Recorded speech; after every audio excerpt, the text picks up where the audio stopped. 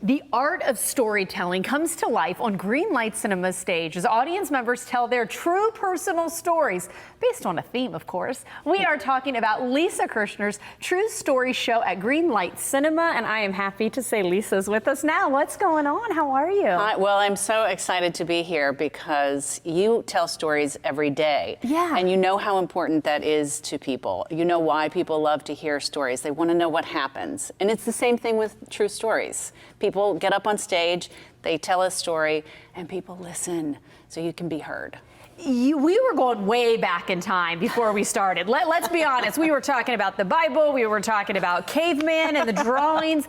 I mean, really, when you boil it down, storytelling is an essence of who we are. And so when it comes to something like this, it seems like it's a win-win for both storyteller on stage and audience member, is it not? Oh, you know what? That is a great point. Because a story well told, it activates oxytocin in the brain. That's the love hormone, right?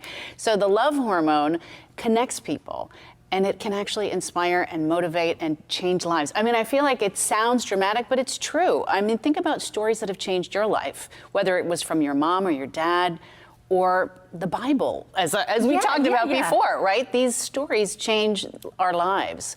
And this show is not about getting up and telling a TED Talk. Here's the thing, you don't need to try to inspire when you tell a story. You don't need to effort at it. It's just sharing your experience, your strength, your hope. And what happens is that both people are changed. Both people connect, and they come together. I mean, when I moved to New York, I joined the storytelling community, and it made that town so small because you get to know real people. You touched on the fact this was in New York. The show has been around before. It's being reinvented at Greenlight Cinema in a way. Giving people an idea, though, of what they can expect when they go to a show. We've just talked about the impact of storytelling, but explain what a night looks like. Okay. So it's not necessarily G-rated.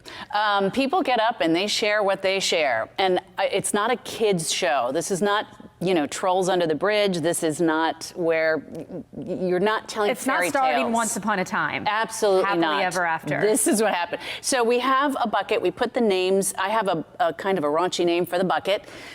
A bucket, and you put your name in, and you say, bucket, I'm gonna take my name out of the hat. So we'll call at random. So you prepare a story on the theme.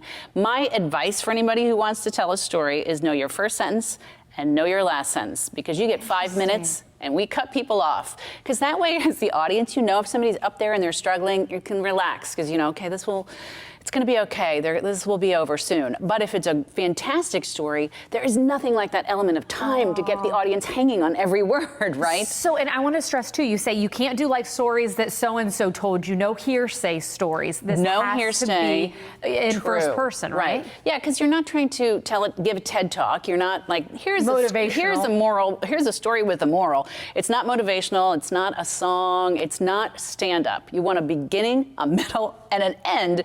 And that's why you want to think about it. But I really try to make my themes very broad so that you can if you brought a story to the Connection show for January, we're going to do Love Stinks in February. And you can probably retool it just a little bit to make it work for Love Stinks. There you go. Greenlight Cinema, the new house for storytelling. Give people the details. If they haven't heard of Greenlight, we've been able to talk about it on the show before. Oh, I love Greenlight Cinema. They bring all of these art house movies, independent film, and really what independent film is doing is telling the kind of untold stories, the stories that you are not going to hear everywhere. They're not going to be showing the action film or even the Marvel films. They're showing these very interesting stories. But what Mike has done is when he's not running movies, because it's not as a big of a schedule, he is using the space, and he's bringing in improvisers, he's bringing in actors, he's doing so much with that space. Bringing in storytellers. Right, to create a community. Well, I would say improvisers and actors both are storytellers. Absolutely. I mean, we're all storytellers. There's a story running all the time. Before we run out of time, share the information as far as tickets go and what people need to know so that they can maybe, and you said, even plan a date night, because it's a great place to do that. It really is. So you can go, the easiest way that I can tell you is to go to truestories.club, C-L-U-B, and there's a buy tickets button right on there.